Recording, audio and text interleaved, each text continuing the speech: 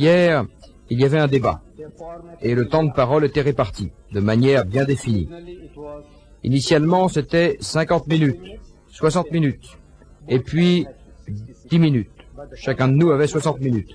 Et celui qui devait parler le premier avait 10 minutes à la fin, car tout avantage a un inconvénient. Ainsi, chacun a parlé 60 minutes. Dans un tel débat, vous n'avez pas le temps de tout expliquer. Alors, qu'est-ce que la Bible? Quelle sorte d'écriture est-ce la Bible d'après vous? Dans l'ensemble, nous disons qu'elle n'est pas la parole de Dieu, et je l'ai prouvé. Selon toute raison, selon le livre lui-même, la preuve intrinsèque que Moïse n'a pas écrit les livres qui lui sont attribués, Matthieu, Marc, Luc et Jean n'ont pas écrit les livres qui leur sont attribués, non seulement ce n'est pas le livre de Dieu, mais ce n'est même pas le livre de Matthieu, Marc, Luc ou Jean. Vous parlez de 24 000 manuscrits, je lance un défi et je dis qu'il n'y en a pas deux qui soient identiques. Ainsi, vous avez 24 000 évangiles différents. Lequel? Vous avez pris celui qui vous convenait, vous l'avez adopté. Qui vous a autorisé? Le conseil de Nissi? Ils ont dit, nous prenons celui-ci, nous prenons celui-là et nous prenons celui-là. Tous les évangiles qui sont actuellement admis ne l'ont pas été en une seule fois. Vous avez choisi et pris ce qui vous convenait. C'est ce que vous avez fait. Et maintenant, vous dites que c'est la parole de Dieu. Et maintenant, la parole de Dieu est là, dans le livre. La parole de Dieu est dans le livre. La parole du prophète est dans le livre. La parole de l'historien est dans le livre. Et la pornographie est dans le livre. Maintenant, je dois vous expliquer tout cela.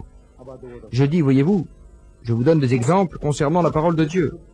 Comme dans le livre du Deutéronome, voyez-vous, les versets que j'ai cités en arabe, la même chose se trouve dans la Bible.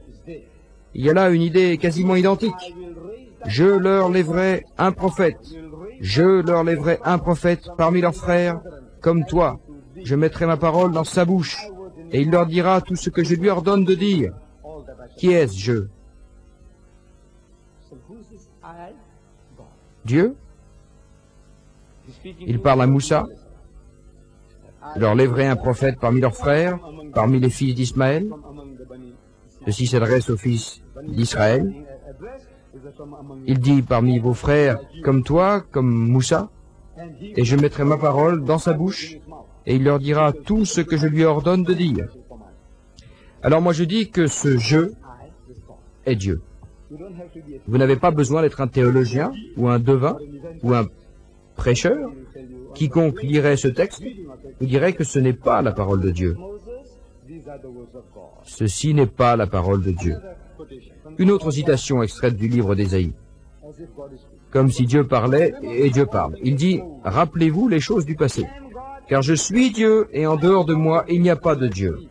Je suis Dieu et il n'y a pas d'autre Dieu comme moi. » Qui parle? Ésaïe? Non. Aucun juif ne dit qu'Ésaïe prétendait être d'essence divine. On l'aurait tué s'il l'avait fait. Non. Il parle au nom de Dieu. Dieu parle par sa bouche. Comme s'il était son porte-parole. C'est la mission de tout le prophète de Dieu. Il est le porte-parole de Dieu. Il écoute la parole de Dieu et il vous la communique. Ainsi, je suis Dieu et en dehors de moi, il n'y a pas d'autre Dieu. Je suis Dieu et en dehors de moi, il n'y a pas d'autre sauveur. Qui? Dieu? C'est Dieu qui parle. C'est la parole de Dieu. Vous n'avez pas besoin d'être professeur de théologie pour le comprendre. Il y a un autre type de preuve dans la Bible. Si c'était une conférence, j'aurais expliqué tout cela la nuit dernière, mais c'était un débat. Quels que soient les propos tenus par votre adversaire, vous ne pouvez pas polémiquer avec lui sur tous les points. La caravane passe et les chiens se mettent à aboyer. Vous n'arrêtez pas la caravane et faites marche arrière pour chasser les chiens. Vous devez poursuivre votre chemin. Vous devez faire votre travail et continuer jusqu'à ce que le travail soit terminé. Ce n'était pas l'occasion de vous expliquer tout cela. Voyez-vous, donc il s'agit de la parole de Dieu. Exemple, Jésus dit, vous avez appris qu'il a été dit, tu ne commettras pas d'adultère. Et moi je vous dis, quiconque regarde une femme avec convoitise a déjà dans son cœur commis l'adultère avec elle. Qui est ce je? Jésus. C'est Jésus qui parle. La parole d'un prophète de Dieu. Jésus poursuit. Il a été dit, si quelqu'un répudie sa femme, qu'il lui remette un certificat de répudiation. Et moi je vous dis, qui est ce je? Jésus. La parole d'un prophète de Dieu. Jésus dit aussi, vous avez appris qu'il a été dit, œil pour œil et dent pour dent. Et moi je vous dis, qui est ce je? Jésus. la parole d'un prophète de Dieu. Il existe donc un autre type de preuve dans la Bible. Il y a d'abord Dieu qui parle, ensuite il y a le prophète qui parle, et enfin, il y a ce que l'historien, la façon dont il parle. Dans l'évangile selon Luc, il dit, pendant qu'il s'agit de Jésus, je mets Jésus entre parenthèses, comment il revenait à la ville de bon matin, il, Jésus, aperçut de loin un figuier avec des feuilles. Heureux, il, Jésus, s'en approcha pour cueillir des figues, mais il n'y trouva que des feuilles car il n'était pas encore mûr. Qui raconte? Un témoin oculaire ou un témoin auriculaire? Ce n'est ni Dieu ni Jésus. Alors, voyez-vous, un autre type de preuve. Parole de Dieu, parole du prophète, parole de l'historien, et il y a aussi des preuves d'un autre genre. J'avais suggéré et j'ai perdu $100. Ceux qui étaient là s'en souviennent. J'ai perdu $100. J'ai demandé à frère Swagart de lire un certain passage du livre, de la Bible. D'abord, il a fait la sourde oreille. Peut-être qu'il n'avait pas le temps. Puis, quelqu'un de l'assistance l'y a exhorté de nouveau. Il dit, regardez, que dites-vous de ce chapitre du livre d'Ézéchiel? Et il y avait aussi les $100. Alors il l'a lu. Mais il l'a lu à une vitesse de 60 miles par heure.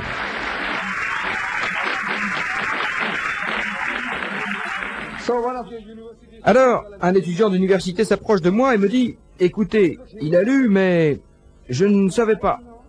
Je lui dis, c'était une plaisanterie. Je dis, écoutez, premièrement, vous êtes en position d'infériorité. Vous êtes arabe, d'un pays arabe, et vous ne connaissez pas très bien l'anglais. Deuxièmement, l'anglais qu'il a employé est un anglais archaïque, ancien, de la version du roi James.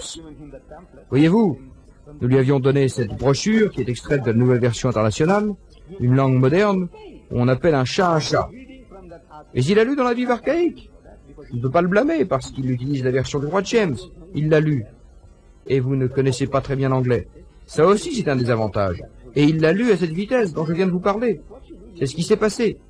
Je dis, écoutez ce que vous allez faire. C'est le lire dans cette brochure et vous comprendrez ce qu'il a lu. Ainsi donc, il l'a lu et la plupart, j'en suis sûr, n'ont pas compris la plaisanterie.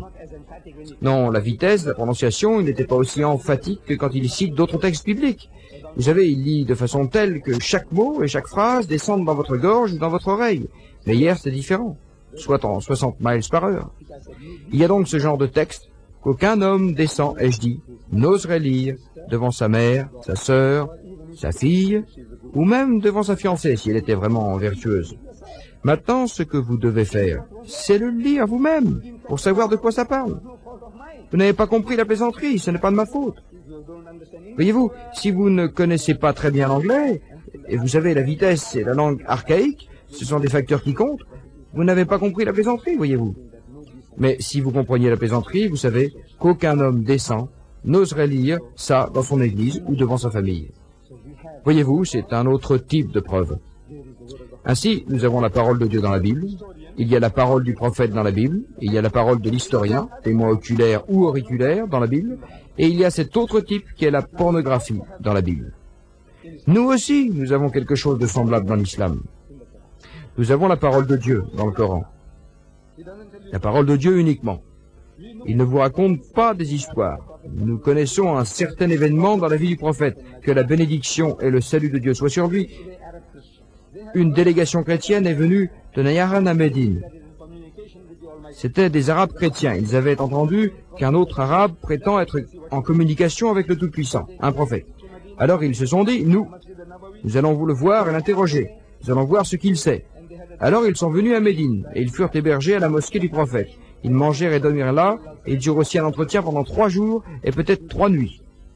Quand dimanche est arrivé, notre prophète, que la bénédiction et le salut de Dieu soient sur lui, leur offrit un siège à ces chrétiens pour faire leur prière. Ils avaient l'esprit large, pas comme nous.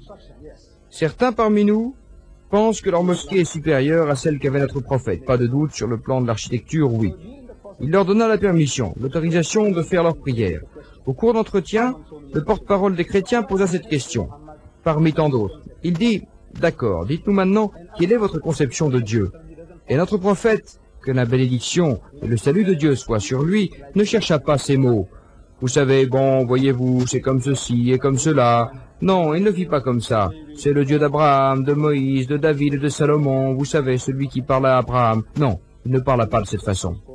Lorsque la question lui fut posée, quelle est votre conception de Dieu? Le prophète Mohammed, que la bénédiction et le salut de Dieu soient sur lui, comme s'il appuyait sur des petits boutons, essayant d'avoir accès à la mémoire centrale d'un ordinateur. Oh mon Dieu, que dois-je répondre? Personne ne l'a entendu dire ça. Il n'y avait pas de bouton. J'ai dit comme si. Je pense que vous avez compris. Ne soulevez pas une controverse après mon départ. Il a dit, Mohammed appuyait sur des boutons, vous savez, il avait un ordinateur. J'ai dit comme si. Oh mon Dieu, que dois-je dire? La réponse est descendue sur lui. Dis, c'est lui, Dieu, seul et unique. Dieu, le recours suprême et efficient. Il n'a jamais enfanté et il n'a jamais été enfanté. Nul ne lui est égal ou semblable. Voyez-vous, c'est notre conception de Dieu. Vous voyez maintenant, il s'agit d'un niveau tout à fait différent. Dis, il demande, oh mon Dieu, que dois-je dire? Personne ne l'a entendu dire poser cette question. Mais lorsque la réponse est descendue, dis, il ne s'agissait plus du discours humain. Si quelqu'un vous demande quelle est votre conception de Dieu, vous ne commencez pas votre réponse par dis. Si l'on vous demande 12 par 12, ça fait combien? Qu'est-ce que vous répondez? 144? Non. 6 par 6? 36? Vous ne dites pas 10, 36, 10, 144. Est-ce que c'est comme ça que vous répondez? Non. Pourquoi ce dit? Parce que les paroles furent mises dans sa bouche. Une tablette conservée de la mémoire centrale. Vous comprenez? Il est en communication. Il possédait cette machine, la guidance spirituelle. Allah lui communique sa parole. Que dois-je dire? Dit, c'est lui Dieu, seul et unique. Je vous disais donc que toutes ces choses-là ne se trouvent pas dans le Coran. Dans le Coran, vous ouvrez à la sourate, la foi pure, chapitre 112, et vous commencez au nom du Dieu, le clément, le miséricordieux. Dit, c'est lui, Dieu, seul et unique. Dieu, le recours suprême et efficient. Il n'a jamais enfanté, il n'a jamais eu enfanté. Nul lui est égal ou semblable. C'est tout. Où il se trouvait, en quelle occasion, comment ça s'est passé? Rien. Il n'y a que la parole de Dieu. Tout le reste, c'est des détails. Comme nous donnent plus tard, ils disent, voilà comment ça s'est passé. Ceux qui étaient des témoins oculaires, des témoins auriculaires, ce qui s'est passé, ce que notre prophète a dit, tout cela fut porté à notre connaissance. Vous trouvez les autres détails dans les livres du hadith. Parole du prophète, un livre séparé. Parole de Dieu, un livre séparé. Hadith, parole du prophète, un livre séparé. Histoire, Ibn Rushd, Ibn Tamiyana, écrivain grec, des livres séparés, livres séparés. Et notre nuit arabe, livre séparé aussi. Oui.